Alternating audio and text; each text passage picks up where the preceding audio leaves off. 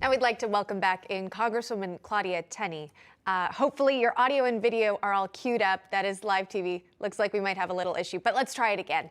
Congresswoman, we left off talking about 2022 and the midterm elections. And so if the GOP were to take back the House in 2022, what do you believe should be Republicans' priorities? Well, obviously, right now we need to secure our border. We have human trafficking, drug trafficking, fentanyl, which is killing more people than even COVID-19 is at this point by far. Those would be priorities and obligations of the federal government. We need to secure our national defense and make sure that we're protecting our allies. We've had disasters in Afghanistan. We see Russia and Putin, moving potentially into Ukraine, and there's just so many issues brewing, but those should be priorities. On the criminal side, though, I do agree with Ted Cruz. I think that Biden should be impeached. I've called for his impeachment before, for his abject failure at the border and his failure in Afghanistan, his failure to secure this nation and put us in harm's way. The inflation is also a huge problem that they're completely ignoring. Yeah. So, of course, we'll wait and see what happens there. A lot of interesting congressional races to be watching.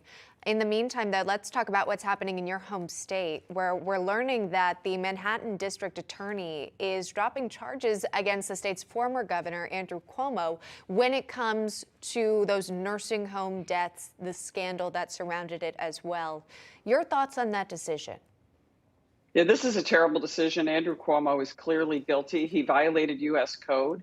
As everyone knows, the facts are not disputed that he altered and changed data, which is a violation of U.S. code, and had forced his own aides to do that. He used his aides in violation of New York state law to help write his book during this pandemic, incredibly. The U.S. attorney should certainly be looking into this. And now we have these, almost phony allegations against President Trump. I mean, there's a lawsuit seemingly every few months that's filed that ends up getting dismissed, but it never gets out of the news with the mainstream media. And so that's a huge problem as well.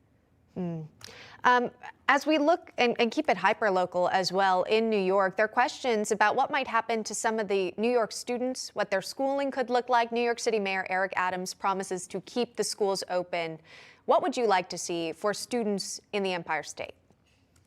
Well, obviously, students are the least at risk, and we need to have them back in school. We've lost almost 2 years of learning, and the studies all prove that children were harmed the most because of their inability to have in-classroom learning. And I think it's great that our new mayor of New York City, Eric Adams, is going to require that to happen.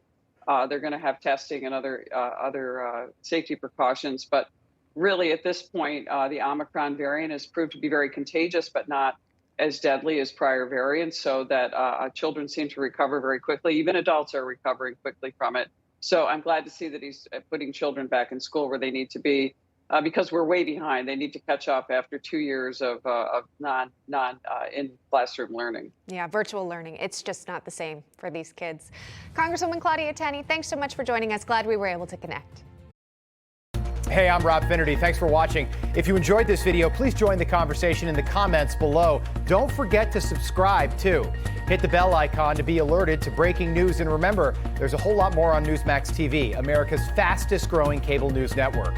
Newsmax TV, we're real news for real people.